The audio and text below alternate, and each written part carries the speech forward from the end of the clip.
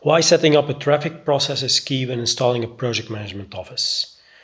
A traffic process describes the steps a project manager needs to follow during the course of their project. It also gives visibility on the portfolio and the project status to all stakeholders. And thirdly, it allows to set KPIs to measure quality, throughput, and so on. What's the main reason to install a traffic process? Or even extended, why do we need a project management office? Let's take our usual example of a project flow, where you have a number of people involved over time. We see that in quite every project, the team happily and engaged start off in realizing the project, only to end up in chaos mode, in escalation. You see the number of people over a short duration of time getting exponentially increased. Customers are not happy, thus management gets involved.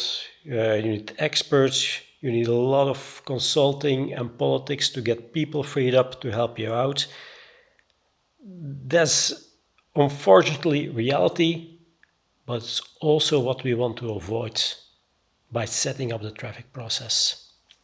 Now, the traffic process itself, what it aims for is getting this, call it level of chaos, up front in your project lifecycle.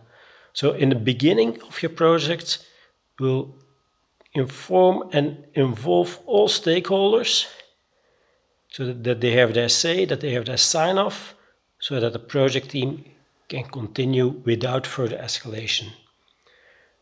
Now, this is controlled. It's not the chaos mode that we're in here. It's controlled, meaning a project manager knows what to do, which steps to follow, how to handle it. Traffic process, it covers the entire range of what the project manager is doing within this project, from intake up to delivery and closure. This part, however, is the main focus of the project manager, and it's also the focus of management responsible for delivery. Over here, we have our traffic meeting.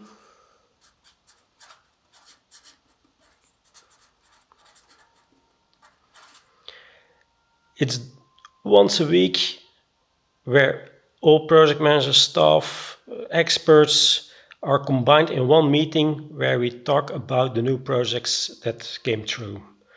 At that moment, we'll identify the project manager. As a next step, the project manager will do an intake with business to get a complete view of the scope of the dreams that the project sponsor is aiming for. And with that information, he will contact the specialists, the experts, management, whomever, so that he can work on his plan of approach.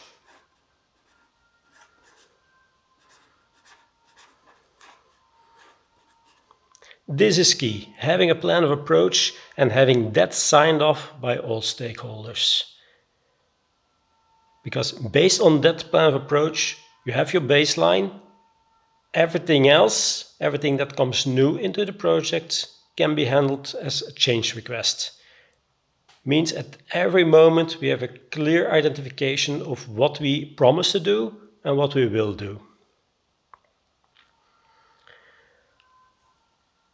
Once we're at this point, we have the sign-off of the plan of approach.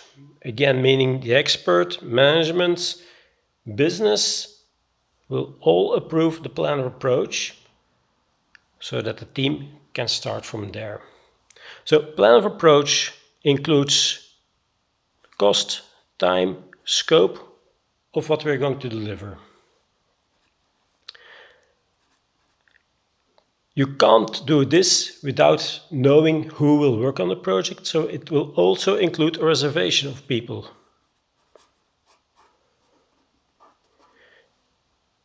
The reservation of people at the moment of sign-off will confirm that the reservation can in fact be put in the planning. If the plan of approach is not confirmed, we'll free up the reservation. But again, This is key. We need to know that upfront. Otherwise, you can't make a planning. What's also important of a planner approach is that you only describe and estimate what you can estimate. A project manager isn't a wizard that can foresee everything in the future.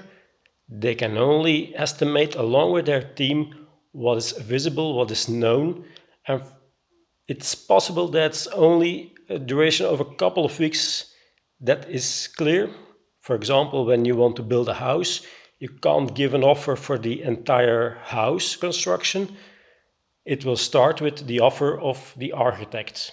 Based on the output of the architect and approval of the plans, you can again estimate what the realization phase will cost.